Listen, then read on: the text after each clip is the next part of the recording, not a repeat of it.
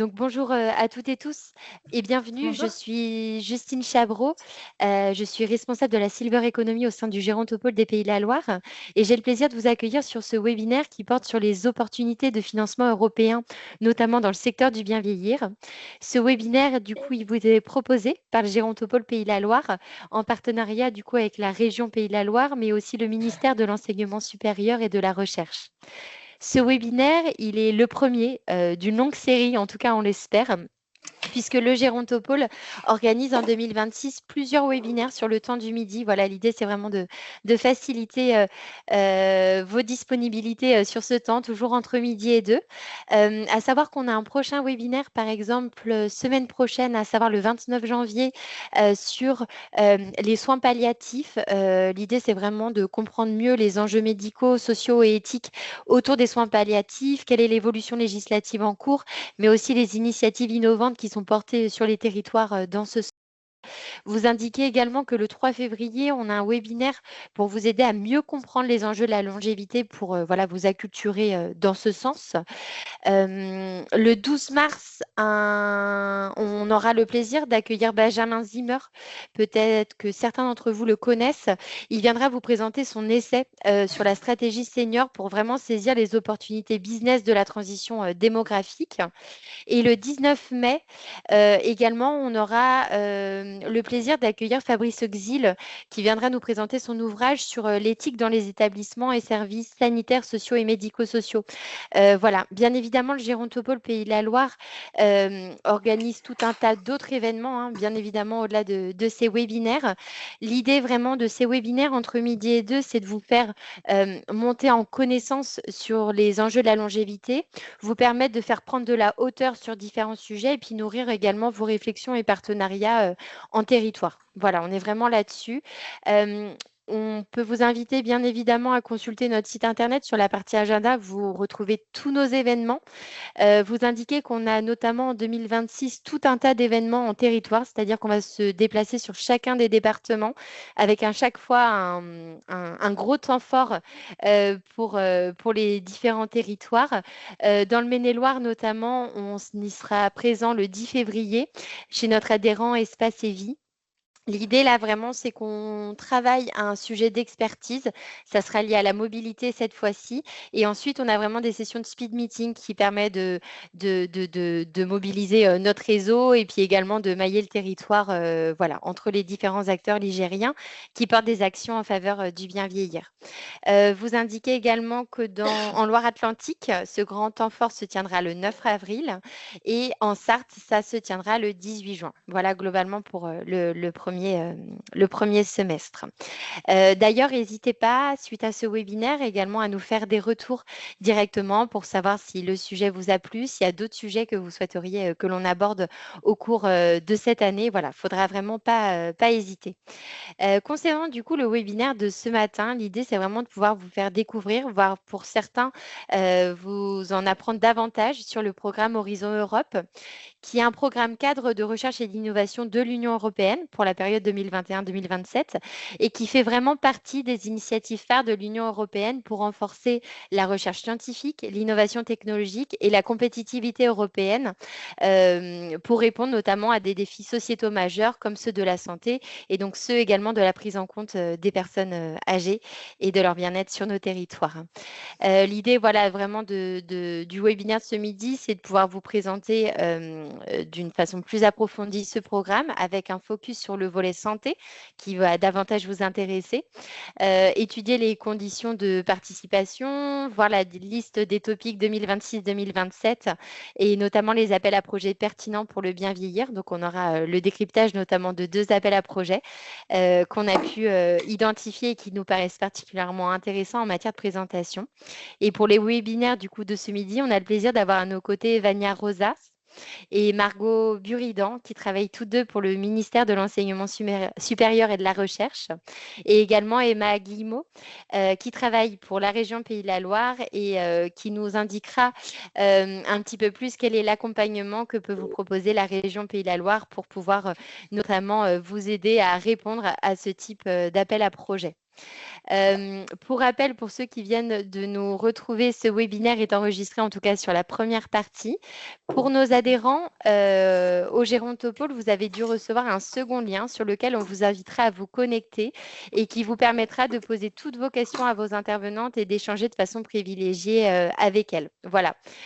Si jamais il y a un souci avec le deuxième lien, n'hésitez pas à nous en faire part et on pourra vous le relayer. Je vous souhaite à toutes et tous un bon webinaire. Et pour le coup, Vania, Margot et Emma, je vous laisse la place pour la suite. Merci beaucoup. Merci beaucoup. Moi, ce que je veux faire, c'est partager ma présentation. Dites-moi si vous voyez. On voit Est-ce que ton vous pouvez écran, mettre Vania. éventuellement en grand écran, Ouais. Vania? Ouais, super, merci. Parfait, merci beaucoup. Merci beaucoup, Justine et Emma, pour nous avoir invités aujourd'hui à parler d'Horizon Europe, à moi et Margot. Euh, Vous allez voir, en fait, je vais faire une vue d'ensemble de qu'est-ce que c'est Horizon Europe, où est-ce qu'on peut trouver les appels collaboratifs sur la Excusez-moi, santé. Vania, Oui. votre écran, vous partagez une autre fenêtre. Ah, excusez-moi, c'est bizarre ça. Attendez, je refais le partage. C'est très bizarre. Excusez-moi, hein. Non, il n'y a pas de souci. Je repartage.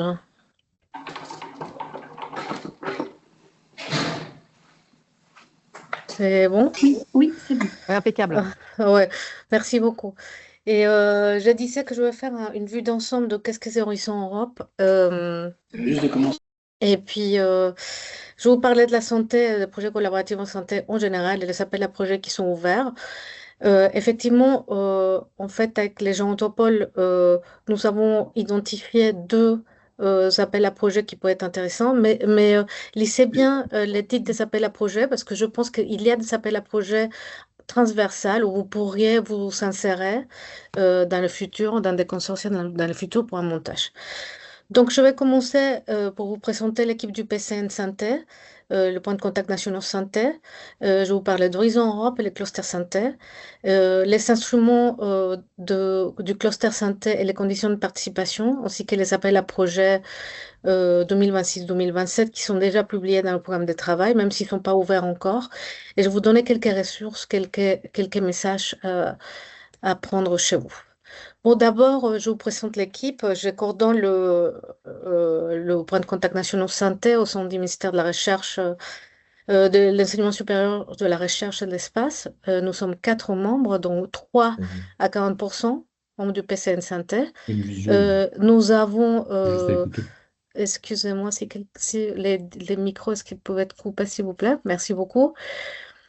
Et nous avons une adresse générique. Nous sommes tous les quatre derrière cette adresse générique avec un lien vers LinkedIn où il y a des posts à jour, en fait, sur toutes les actualités sur le cluster santé à jour. Et puis nous avons une liste de diffusion.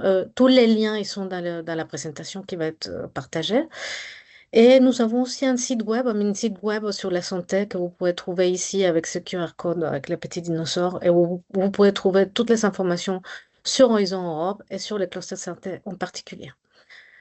Qu'est-ce qu'on fait les PCN Santé? En fait, évidemment, nous rencontrons les porteurs de projets avec des idées précises par rapport à l'adéquation de leurs idées et avec les appels à projets et les attentes de la Commission européenne.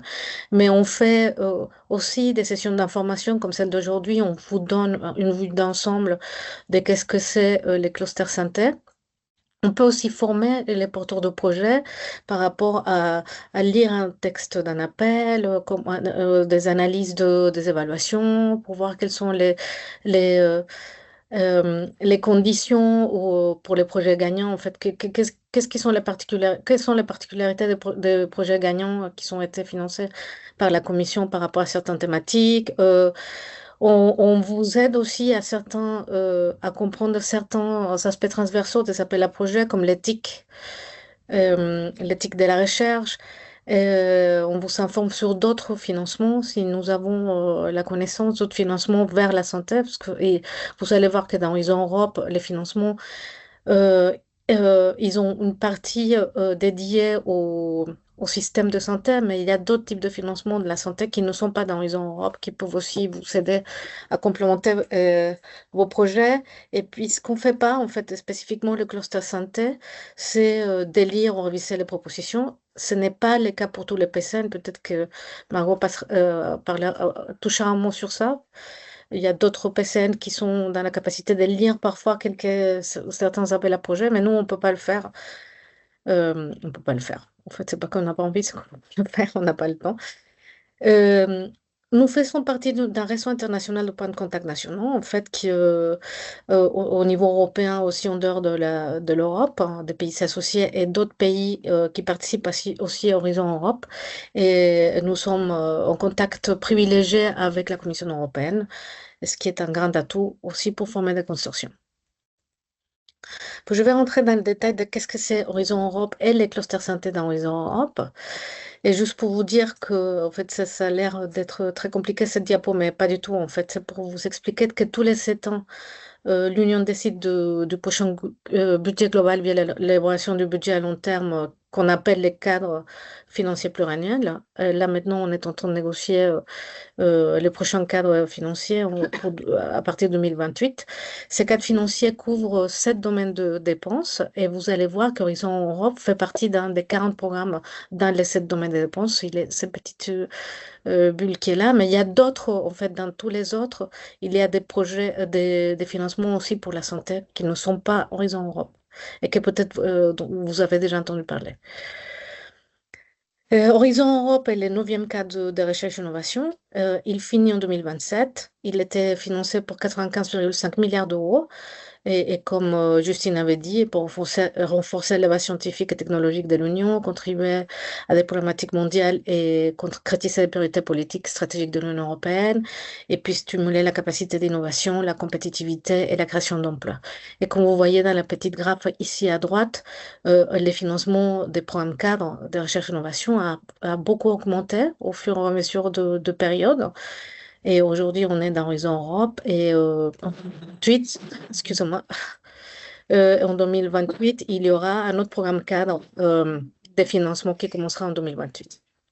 Donc, Horizon Europe finance euh, toute la recherche de la plus fondamentale avec ce qu'on appelle des TRL bas, en fait, des Technology Readiness Level, des projets TRL bas, ainsi que des projets qui vont déjà à la démonstration et à la mise sur le marché. Vous pouvez déposer des projets individuels ou des projets collaboratifs. C'est le cas du cluster santé. Je vais vous donner plus d'éléments sur ça.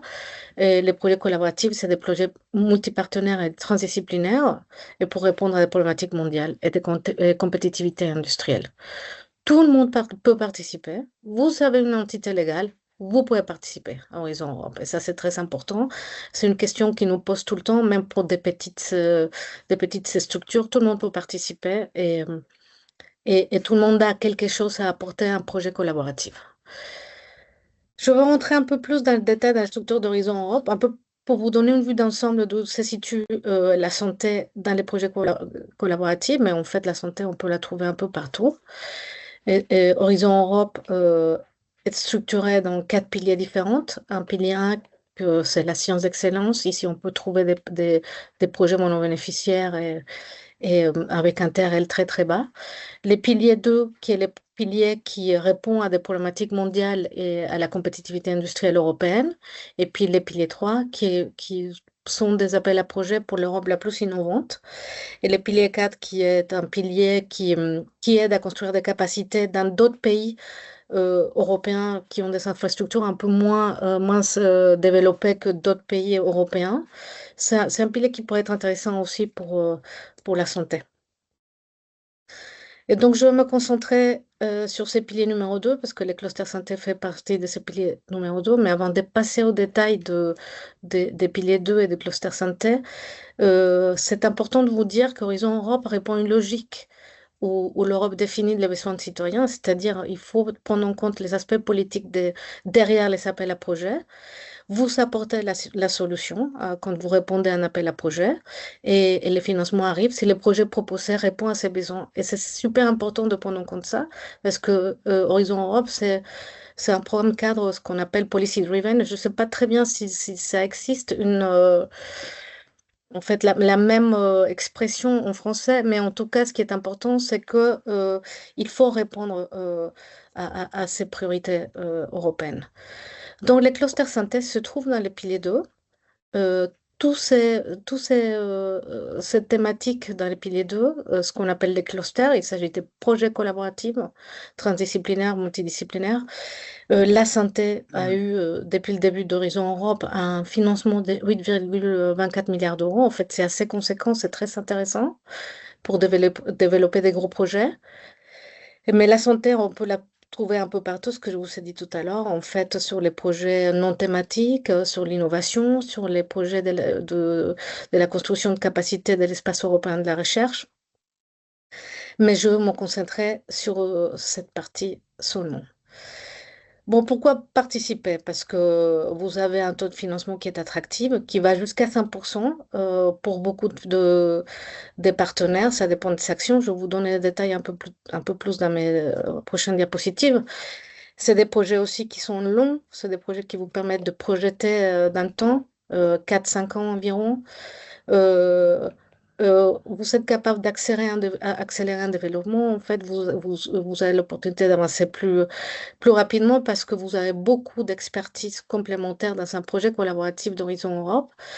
Il y a un partage des risques parce que la responsabilité est partagée entre tous les partenaires qui participent à Horizon Europe. Et vous avez une ouverture et accès au marché européen. Et puis évidemment, une visibilité à reconnaissance internationale et avant tout, je pense, Horizon Europe, c'est une aventure humaine. Donc, je pense que les projets Horizon Europe vous donnent des opportunités, pas seulement de construire un réseau intéressant, peut-être un réseau que vous connaissez, développer ces réseaux, mais puis aussi connaître des partenaires pour ouvrir des opportunités vers d'autres projets européens, parce que ça peut vous donner des idées pour continuer.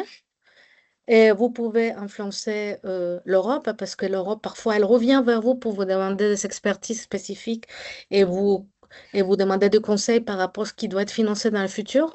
Et ça vous permet de participer à des nouveaux projets, etc. C'est un cercle vertueux. Je vais rentrer dans les détails des instruments qui financent la santé et les conditions de participation. En fait, les clusters synthèse, ça s'appelle top-down. Vous répondez à des résultats attendus listés dans l'appel, dans des textes de l'appel. Comme je vous ai dit, c'est des projets transdisciplinaires, transnationaux, collaboratifs. Il faut avoir plusieurs partenaires pour postuler à ces appels à projets. C'est des appels à projets qui vont en une étape ou en 12 étapes, euh, qui durent entre 4 et 5 ans. Et il n'y a pas de mention d'ETRL dans les programmes de travail du cluster santé, ou très rarement. Cela ne veut pas dire que vous ne pouvez pas vous situer dans cette échelle de technologie, de maturité technologique, mais c'est rarement mentionné dans les appels du cluster santé. Donc, il y a plusieurs instruments de financement dans le cluster santé, des financements collaboratifs. Je vais vous parler principalement de cet instrument qui est les programmes de travail principal, ce qu'on appelle comme ça. Est-ce qu'on dit, quand vous parlez de cluster santé, tout le monde pense tout de suite à ces financements. Mais ici, il y a d'autres financements qui pourraient être intéressants pour vous, en fait, pour le bienveillir, qui est les financements sur la thématique du cancer. Il y a des appels à projets qui sont spécifiques sur la qualité de vie, par exemple, et qui peut être intéressant aussi. Vous avez aussi des financements pour la recherche précompétitive, hein. C'est un programme de travail qui s'appelle Innovative Health Initiative. Et parfois aussi, il y a des choses qui peuvent être intéressantes sur le vieillissement. Par contre, c'est de la recherche précompétitive. En fait, les conditions de participation sont différentes. Et vous avez des financements sur les maladies infectieuses et avec des partenaires subsahariens, de l'Afrique subsaharienne. Et vous avez ce qu'on appelle les partenariats cofinancés. C'est des appels qui sont financés entre la Commission européenne et les pays membres qui choisissent d'être financés, qui choisissent de financer. Et donc en France, par exemple, c'est les agences de financement qui lancent ces appels à projets européens, euh, en l'occurrence l'ANR. Donc, qu'est-ce que c'est un projet collaboratif et ce qui identifie en fait ces piliers d'eux, c'est que tous les clusters que vous avez vus sur la liste thématique, c'est des projets collaboratifs. C'est-à-dire, vous avez besoin de créer un consortium avec un groupe de partenaires pour répondre à votre projet. Et le coordinateur est l'interlocuteur unique avec la Commission européenne. En fait, c'est lui qui est responsable du pilotage de projet et de la coordination des activités entre tous les partenaires. Et tous les restes de partenaires, c'est des bénéficiaires de l'appel à projet. Ils peuvent réaliser des activités plus ou moins importantes et spécifiques dans le projet. C'est à vous de vous mettre d'accord avec votre coordinateur et avec tous les consortiums de quelle est votre contribution et quelle est l'importance de votre contribution en termes de responsabilité, parce que vous pouvez diriger ou pas un role package, une tâche spécifique du projet, etc. Donc, dès ce qu'on a vu dans le cluster santé, en fait, ça, c'est pas les conditions d'éligibilité d'un projet collaboratif, mais c'est ce qu'on voit quand un consortium postule un appel à projet du cluster santé. Si on voit des appels des consortia entre 5 et 15 partenaires, les budgets du projet vont entre 3 et 17 millions d'euros dans le cluster santé. C'est ce qu'on voit depuis 2021, des projets qui sont financés entre 3 et 17 millions d'euros. La durée des projets aussi, vous allez pas avoir des indications sur la durée des projets dans les appels à projets. C'est à vous de proposer à la Commission européenne le timing de l'action. Donc, ce qu'on voit d'habitude va entre 4 et 5 ans. Et bon, combien d'argent vous allez recevoir dans ce financement, en dépendant de financement global, ça dépendra aussi des activités spécifiques que vous réalisez et comment vous avez négocié ça avec les consortiums. Quelle taille de consortium? C'est pas la même chose de se répartir le financement entre 5 ou 15 partenaires. Dans les clusters santé, vous allez voir plusieurs types d'activités financées. Dans les activités de recherche-innovation, c'est la majorité des activités que vous voyez dans les clusters santé, avec un taux de financement de 5% pour tous les partenaires. C'est des subventions, c'est important de dire ça.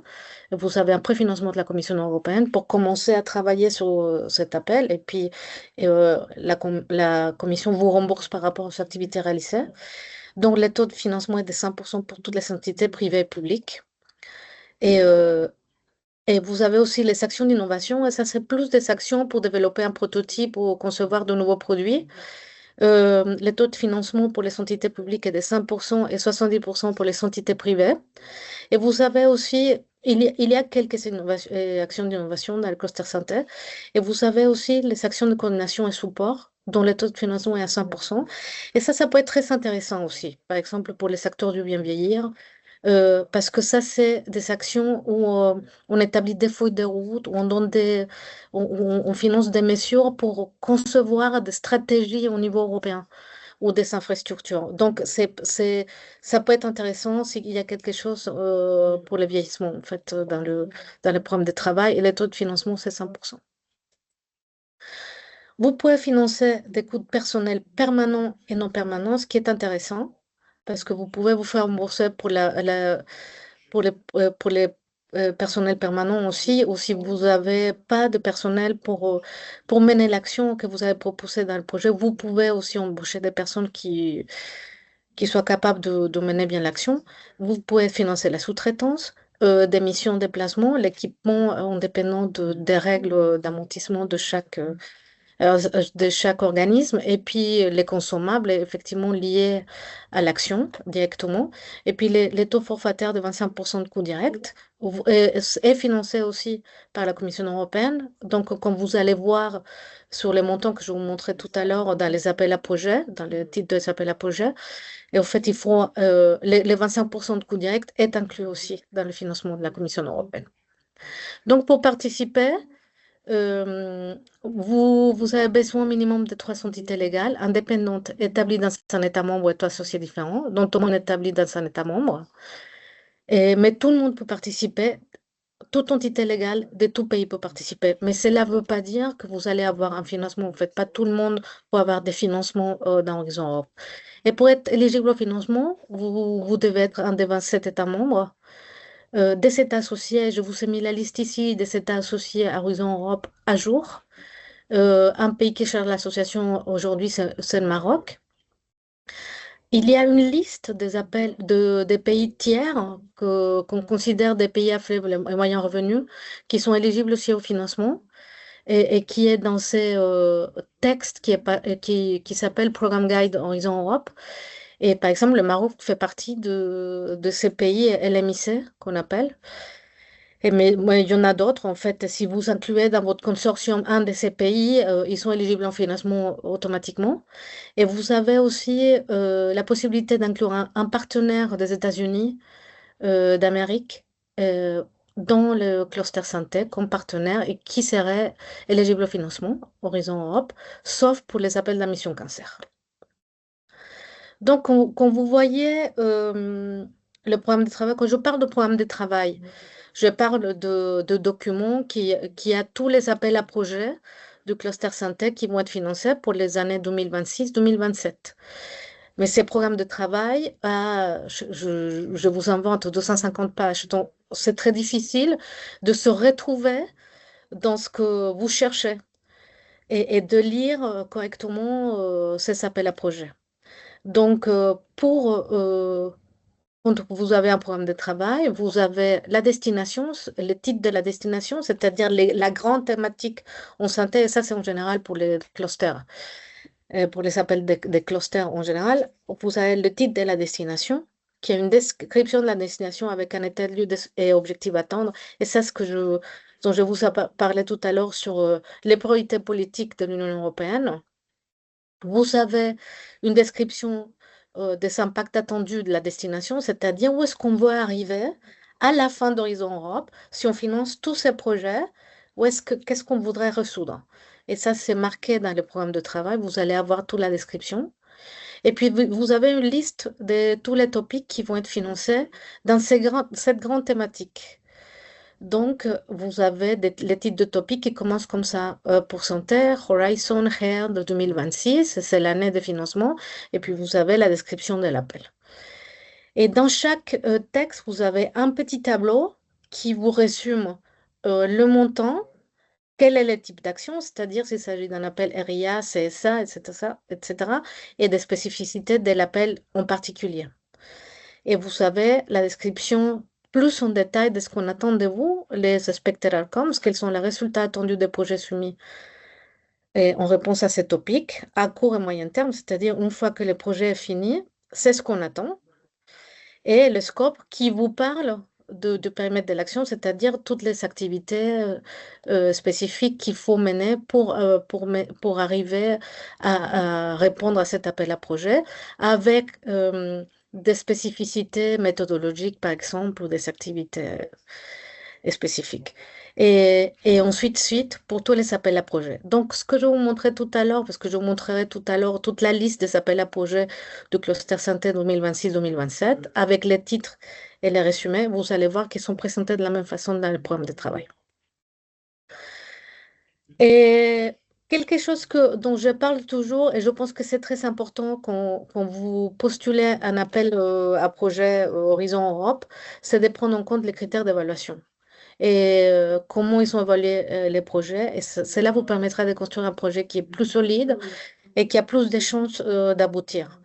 Les critères d'évaluation sont l'excellence, l'impact et la qualité efficiente de la mise en œuvre, en fait l'implémentation en anglais. Vous avez des experts, des comités d'experts indépendants qu'on appelle les experts évaluateurs et chaque projet est évalué par minimum 3 experts. Et, les projets sont classés et financés par rapport au budget disponible. Et vous allez voir aussi dans les tableaux que je mets sur les appels à projets, je vous mets aussi le budget disponible pour chaque appel. Ça vous donnera une idée du nombre de projets qui seront financés. Donc, les temps d'évaluation plus la contractualisation des projets, c'est minimum 8 mois. C'est-à-dire, une fois que vous soumettez votre projet à la date limite, vous avez un résultat d'évaluation 5 mois après, puis vous avez après 3 mois minimum pour faire de la contractualisation de vos projets.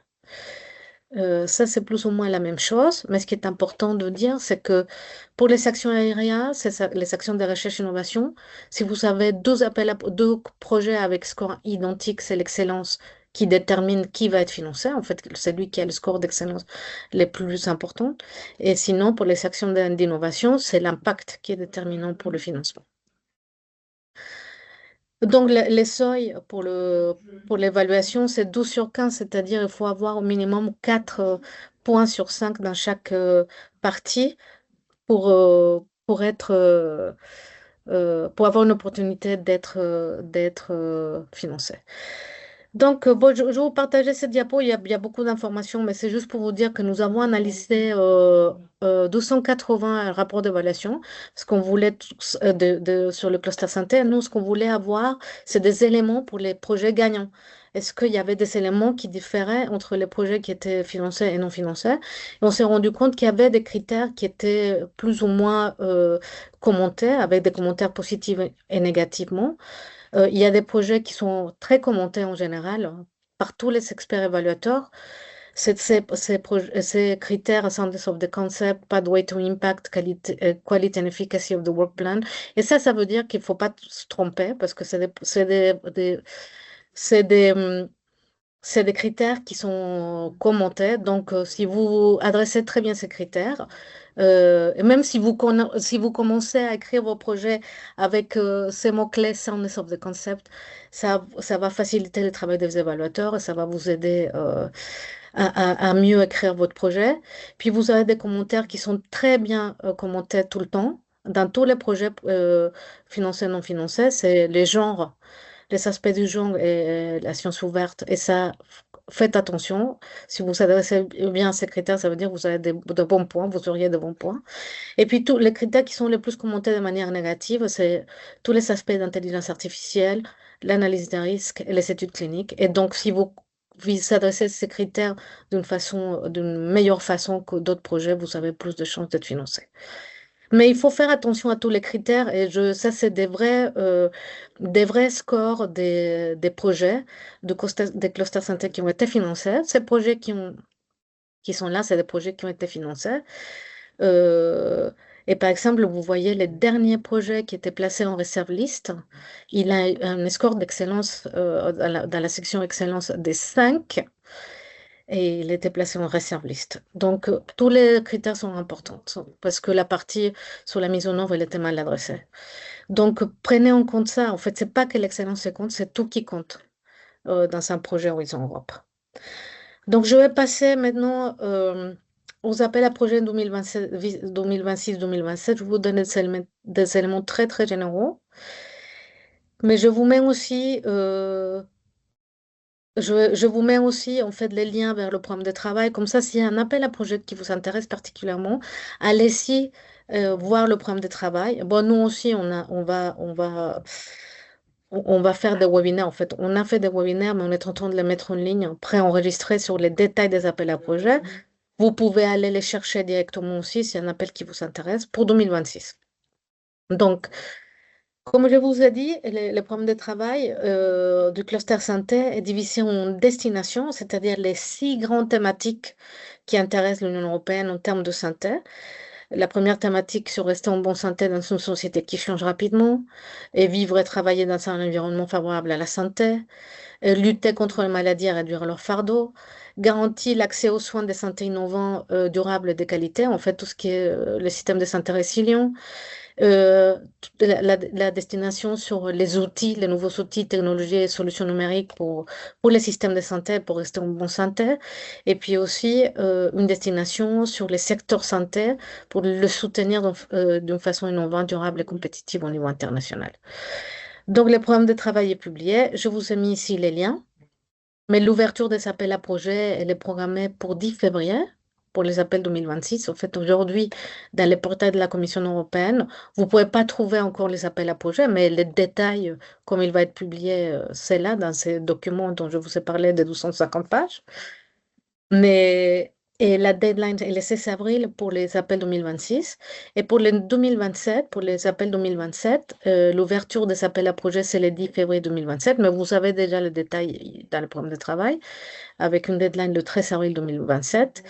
Et puis, il y a des appels qui sont aussi programmés en 12 étapes, c'est-à-dire qu'une première étape La deadline est pour le 13 avril et une deuxième étape pour les projets qui ont passé cette première étape sera le 22 septembre 2027. Et ça sera la fin d'Horizon Europe, en fait. C'est-à-dire, ça, c'est vos dernières opportunités de postuler la projet Horizon Europe en santé. Donc, je vais commencer avec la destination 1 sur rester en bonne santé pour une société qui change rapidement. En fait, cette destination inclut toutes les maladies non transmissibles sur les handicaps tout au long de la vie. Euh, Par exemple, celle-là. Et je vais vous faire un point, c'est l'appel on va faire un point. En fait, je vous ai mis la deadline dans les tableaux. Quel type d'action? En fait, si c'est un aérien, un action de coordination support, les budgets par projet qui sera financé et dans le budget total, c'est-à-dire pour le premier appel, il y aura à peu près deux projets qui seront financés. La destination 2, qui est la destination sur l'environnement et la santé, ça peut être intéressant aussi pour le bienveillir, mais il faut voir très en détail les requis de l'appel à projet, etc. Et s'il vous plaît, n'hésitez pas, si vous avez des questions spécifiques sur votre idée, votre thématique, votre expertise, et que vous voulez savoir si ça rentre dans d'autres appels à projet qu'on n'a pas, dont on ne va pas parler, vous pouvez nous contacter et on fera, on discutera ensemble sur la pertinence de votre idée ou de votre expertise par rapport à l'appel. Donc, la destination 2 sur l'environnement et la santé et tout ce qui est en rapport avec les changements climatiques et la santé, sur les systèmes de santé et leur neutralité carbone.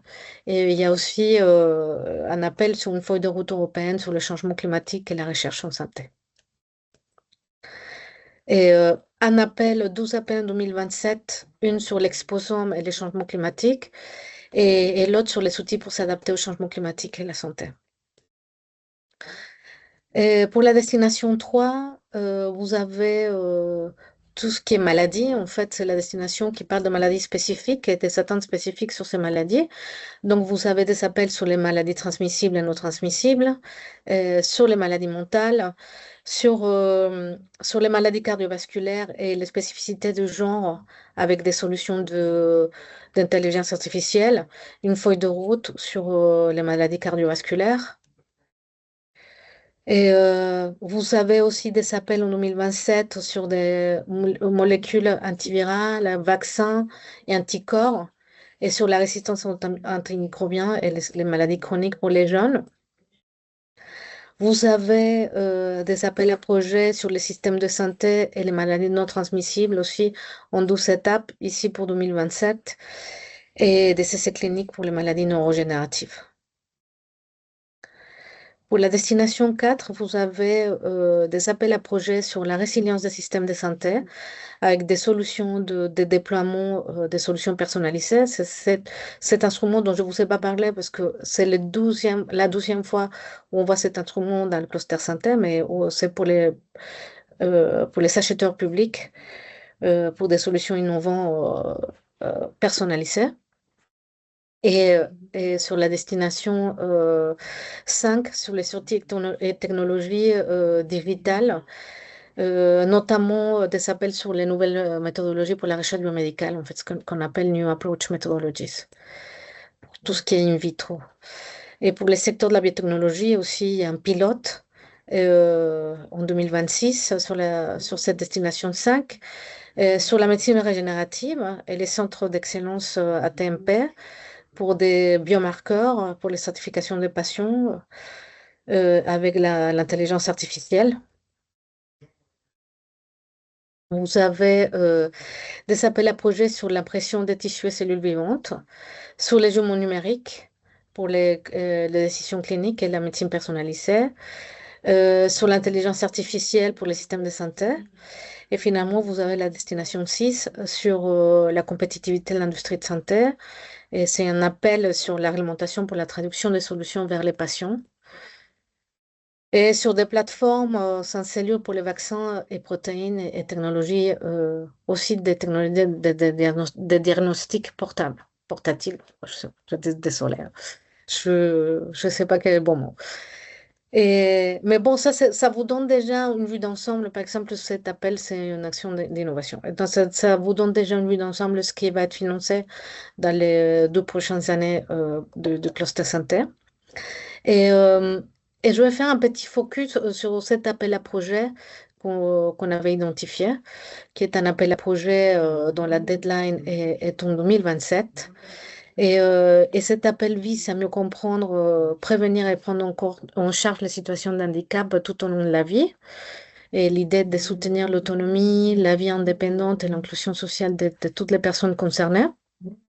Et l'approche est globale et longitudinale. Et en fait, je remercie Margot qui est là parce que c'est elle qui a fait cette diapositive, parce que cet appel à projet a un composant sciences sociales et humaines qui est très très fort et donc qu'il faut prendre en compte au moment de répondre à l'appel à projet, même si elle est dans le programme de travail de Cluster Center. Et, euh, et l'idée est comprendre les trajectoires d'handicap sur l'ensemble des parcours de vie, en développant, en testant des interventions qui favorisent l'autonomie et la vie indépendante. Ça peut être des interventions de prévention, de réhabilitation, d'adaptation de l'environnement, des solutions technologiques, organisationnelles aussi. Euh, et l'idée est qu'elle soit centrée vraiment dans les besoins réels des personnes. Et il faut promouvoir l'inclusion et lutter contre les inégalités liées au handicap. Euh, L'approche intersectionnelle est encouragée, c'est-à-dire le côté genre, il faut inclure le côté genre dans l'appel à projet, différents âges, statut socio-économique, origine, territoire, etc. Et l'appel attend des projets qui s'analysent comment les incapacités apparaissent, évoluent ou s'aggravent à différents moments de la vie jusqu'au vieillissement. Donc, il s'agit aussi d'identifier tout ce qui est déterminant biologique, psychologique, sociaux, environnementaux, économiques. Et puis, on cherche vraiment, avec cet appel à projet, à comprendre les trajectoires de l'handicap et pas seulement de traiter les conséquences visibles. C'est un appel qui est une action de recherche-innovation avec un financement qui va de 6 à 8 millions. Et je vous dis, si vous postulez, demandez les 8 millions. Non, ne vous restez pas à 6 millions d'euros. Allez-y pour tout. En fait, c'est une opportunité d'avoir un financement important. Donc, avant de finir, je voudrais vous envoyer quelques messages importants. Bon, d'abord, effectivement, vous pouvez nous contacter. J'aurais dû mettre cet appel à nouveau, faites cette diapo à nouveau sur contacter les PCN. Et la région vous parlera aussi de l'accompagnement, etc. Mais bon, contactez-nous si vous avez des questions. Je voulais vous donner quelques éléments de la France d'Horizon Europe. À mi-parcours d'Horizon Europe, c'est des données de 2024 partielles, parce que tous les projets de 2024 n'étaient pas contractualisés. Et donc, pour Horizon Europe, la France était 12e après l'Allemagne en termes de captation de financement. Et elle capte plus de financement que dans le prochain présent programme K. En fait, si vous dites, parce qu'on entend dire les Français, on n'est pas assez bons, hein. C'est pas vrai ça. Vous pouvez le voir ici. Pour les nouvelles statistiques, je n'ai pas de diapo, mais en 2025, qui sont aussi des données partielles. La France passe au troisième, je crois, après les Pays-Bas. Je ne suis pas, je suis pas très sûre, je ne veux pas vous dire de bêtises. Ça, c'est des données validées qui ont été publiées par le ministère. Donc, je vous dis, on est bon. Pour les clusters synthèse spécifiquement, la France a un grand taux de succès, juste derrière la Norvège. Et ça, c'est parce que la Norvège, il gère un projet au niveau européen qui est très important. Et donc, c'est pour ça qu'ils sont ces grands taux de succès. Mais ensuite, c'est la France. Un taux de succès de 36%, c'est un très grand taux de succès parce que le taux de succès du cluster santé global se situe entre 17 et 20%. Donc, on est très bon, mais on ne postule pas assez. En fait, ce que je vous mets ici, elle est cinquième en demande de financement. Donc, on ne postule pas assez Horizon Europe et on est très bon. Et donc, on est en train de financer d'autres partenaires européens et pas les partenaires français. Donc, postulez. Et juste quelques éléments des événements, des mises en relation qu'on est en train de mettre en place. Il y aura en bilatéral avec la France et les Pays-Bas le 4 février 2026, vous pouvez encore vous inscrire. Les programmes de travail, on est en train de lancer le programme de travail qui sera mis en ligne demain avec les appels à projets en détail de Cluster Santé, tous les appels à projets de 2026.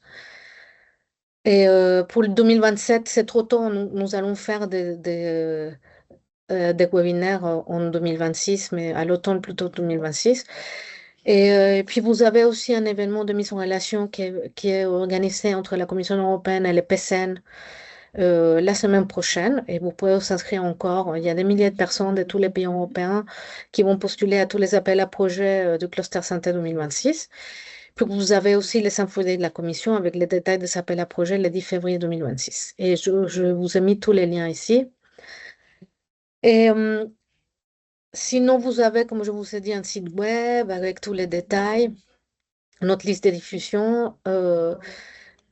Mobilisez-vous le plus tôt possible, contactez les PCN, les Europe Enterprise Network, les cellules Europe de vos organismes. En fait, essayez de mobiliser votre réseau le plus tôt possible pour répondre à ces appels à projets qui peuvent être complexes, mais il y a quand même pas mal des éléments pour vous aider à monter vos projets Horizon Europe. Et puis, je voudrais aussi vous inciter à devenir expert évaluateur parce que c'est une façon de comprendre qu'est-ce que c'est un projet européen et comment ils sont évalués. C'est vous allez vous inscrivez avec des mots-clés spécifiques à votre expertise et la Commission européenne vous appelle pour expertiser des projets Horizon Europe. C'est une action rémunérée. Nous avons aussi une page dédiée spécifique aux entreprises qui peuvent parfois avoir du mal à se projeter sur ce type de projet collaboratif. Donc, vous pouvez aller consulter cette page. Et finalement, il y a aussi des aides en montage au niveau national. L'ANR a un appel à projet pour le montage des réseaux scientifiques pour des porteurs de projets français en coordination académique. Donc, c'est des subventions à 36 000 euros pour une durée maximale de 24 mois. Et la prochaine deadline, c'est le 3 février 2026. Même si l'appel à projet n'est pas encore ouvert, je vous ai mis des éléments sur l'appel de l'année dernière, mais en tout cas, c'est les mêmes conditions de participation. Et ça, en fait, le taux de succès, il est très haut. Le PCN fait son partie des comités d'évaluation. Et donc, ce qu'on veut, c'est que les Français coordonnent de plus en plus de projets Horizon Europe. Et vous savez aussi, pour les entreprises, un autre financement par BPI France qui s'appelle DIAC PTI, qui peut vous aider à monter vos projets. Et avec ça, je finis. J'espère que je ne vous ai pas trop gavé d'informations. Bon, en tout cas, je passerai les diapositives. Vous pouvez revenir vers nous quand vous voulez. Merci beaucoup, Vania. En tout cas, on a compris le message clé, c'est que les Français sont pas bons et qu'il faut postuler, postuler, postuler. Non, au contraire, les Français sont très bons et ils postulent pas assez. Voilà, c'est ça. Ouais, Voilà, ils on sont n'est très pas bons. bon sur le. En fait, sur le nombre de propositions. Ouais. Merci beaucoup, Vania. On avait également Margot Buridan qui nous faisait le plaisir d'être présente avec nous dans le cadre de ce webinaire pour justement décrypter un autre appel à projet en SHS et qui nous paraissait particulièrement intéressant du coup à vous partager. Margot, Oui, je vous laisse la main. bien sûr. Alors, je vais partager tout de suite mon écran, voir si ça n'a pas de soucis. Hop, est-ce que vous voyez bien mon écran? Parfaitement, merci. Impeccable. Alors, on va être sur un appel. Déjà, voilà, bonjour à toutes et à tous. Déjà, c'est bien de commencer par là. Donc, Margot Buridan. Donc, moi, je suis point de contact national pour le cluster 2, qui est le cluster SHS, et aussi point de contact national pour le New European Bauhaus, qui est, on va dire, c'est pas un cluster, mais ça fonctionne pareil, parce qu'en fait, il y a une synergie de différentes thématiques qui se mettent dedans. Et donc, voilà, il y a un appel qui pourrait éventuellement vous intéresser. Alors, le New European Bauhaus, qu'est-ce que c'est? Juste vous dire de quelques points introductifs, parce que ça paraît un petit peu étrange comme ça. Ce qu'il faut se dire, c'est que ce NEB, qu'on appelle un petit peu dans le jargon du New European Bauhaus, c'est une volonté d'Ursula von der Leyen pour tout simplement incarner le Green Deal, donc cette question de transition verte. Et donc, ben voilà, pour pas que cette transition verte soit subie, parce qu'on a toujours un petit peu de ces questions-là sur les questions d'écologie ou autres, il y a eu la volonté d'incarner, en fait, cette transition verte, ce Green Deal, via le New European Bauhaus.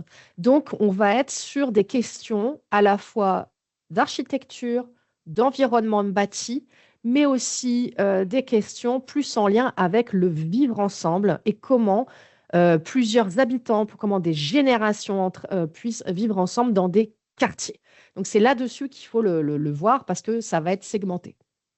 Alors, au niveau de ce New European Bauhaus, on a créé une sorte de work programme qui s'appelle le NEB Facility, histoire d'éclairer un petit peu plus les gens parce que ça a été un petit peu particulier comme structuration, le New European Bauhaus. Et donc, au niveau français, c'est le ministère de la Culture qui gère l'entrée de ce New European Bauhaus. Et nous, au niveau du ministère de l'Enseignement supérieur et de l'Espace, on va gérer une autre partie qui s'appelle tout ce qui est recherche et innovation. Et donc là, on va avoir un work programme dédié avec pas mal d'argent, parce qu'on a 120 millions qui est prévu depuis l'ouverture du NEB Facility, donc il y a quand même des choses à faire. Et on s'est partagé un petit peu la tâche, histoire de mieux vous conseiller. Donc, moi, je vais intervenir sur tout ce qui est appel en lien du NEB avec tout ce qui est en lien avec les sciences humaines et sociales. Et mon collègue Maxime Doum, qui est lui du cluster 6, donc tout ce qui est bioéconomie et alimentation, lui va gérer les autres types d'appels qui vont être plus avec l'environnement bâti. Donc ça, globalement, ça vous intéresse un petit peu moins. Alors, donc on va se centrer plus sur la destination 1 de ce New European Bauhaus pour 2025, enfin 2026-2027.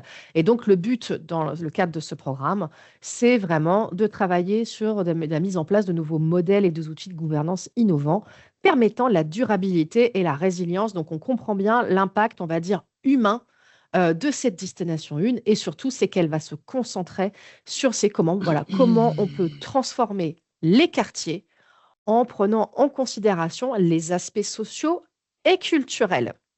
Donc aussi, l'idée, c'est la détection de cet appel sur les questions de bien-être. Et donc là, vous allez être sur comme vous l'a dit précédemment Vania, sur une recherche d'action et d'innovation. Ça fonctionne exactement pareil que pour le cluster 1. Le cluster 2, le cluster 3, le cluster 4 et autres. On est toujours sur un instrument, donc on va être sur de la recherche fondamentale et appliquée. Vous avez une deadline qui est au 1er décembre et la commission a estimé qu'il faudrait 5 millions pour faire le projet. Donc, pareil, Prévania, rapprochez-vous le plus possible de l'enveloppe maximum qui est demandée. Voilà. On a un problème au niveau français, vous avez pu le comprendre. On dépose bien, peu, et on n'est pas assez gourmand au niveau budgétaire, contrairement à des collègues allemands, britanniques ou autres, qui, eux, vont demander le max de l'enveloppe. Donc, n'ayez pas peur. On a toujours besoin d'avoir des ressources humaines sur le projet. On a besoin de financer des missions, des consommables et autres. Donc, ne soyez pas frileux. Alors, au niveau de l'appel, donc voilà, que j'ai traduit comme comprendre l'expérience des habitants dans les quartiers pour favoriser leur santé et leur bien-être, on va vous demander d'avoir un travail en amont pour produire des données solides sur la façon dont les habitants vivent leur quartier et l'impact de cette façon de vivre sur leur expérience, mais surtout sur leur santé et leur bien-être. Est-ce que le quartier, dans la manière dont il est construit, est-ce qu'il y a assez de médecins? Est-ce qu'il y a assez de structures? Est-ce que tout simplement, le quartier permet d'avoir des conditions de sécurité, prenant en compte la question de la vulnérabilité des populations marginalisées? Donc voilà, est-ce que ce quartier, les habitations, elles sont assez résilientes d'un point de vue écologique? Est-ce qu'on ne se trouve pas avec des passoires énergétiques où vous avez des personnes d'un certain âge, que dès qu'il y a un problème de chauffage ou tout ce qui peut être des éléments en tension à ce niveau-là, vous avez des personnes âgées ou même jeunes qui se retrouvent avec des logements, on l'a vu souvent au niveau des informations, où il fait 15-16 degrés, ou alors l'été, il fait 45 dans leur salon parce que tous ces éléments ne sont pas pris en compte. Donc voilà, il y aura tout une recherche à faire sur ces questions-là. Ben voilà, comment ces personnes vivent leur quartier et comment, par notre recherche, on va éclairer les politiques et les stratégies sur la planification de rénovation de la transition écologique de ces quartiers en leur disant, voilà, on a relevé ces éléments-là et naturellement, vous avez une partie des populations qui vont souffrir de ces conséquences au niveau de leur santé et leur bien-être. Et donc, vous allez devoir évaluer comment dans ces expériences, les impacts peuvent varier d'un groupe à un autre. Donc, c'est pour cela qu'il y a tout un intérêt de regarder voilà, les personnes âgées, les plus jeunes, et les personnes aussi en situation de vulnérabilité, donc est-ce qu'en personnes en situation de handicap, par exemple, et avec d'autres critères aussi socio-démographiques par rapport aussi à des questions de niveau de vie. Mais on ne va pas s'arrêter là aussi.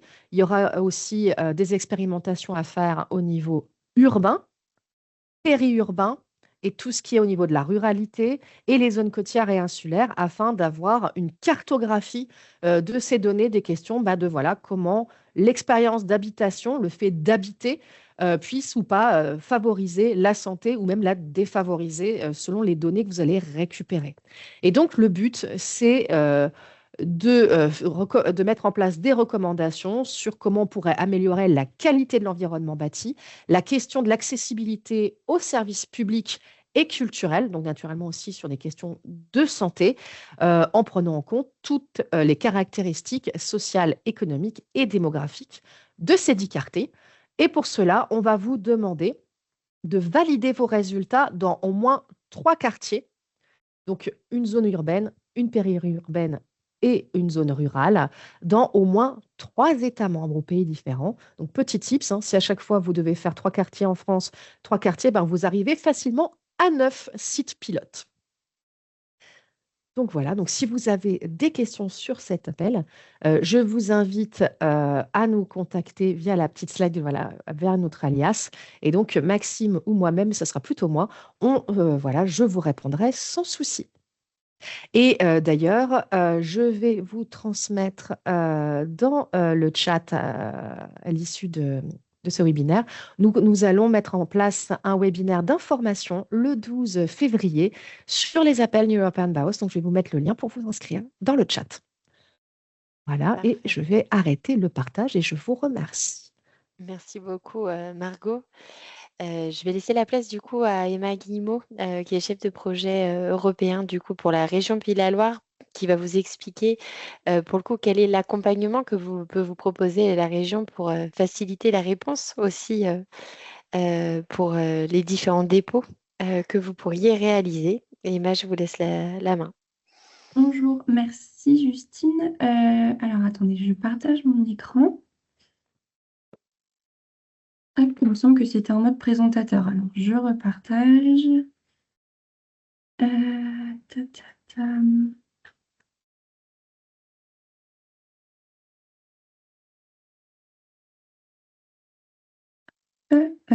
Est-ce que vous pouvez juste me confirmer que vous voyez bien mon écran? Super.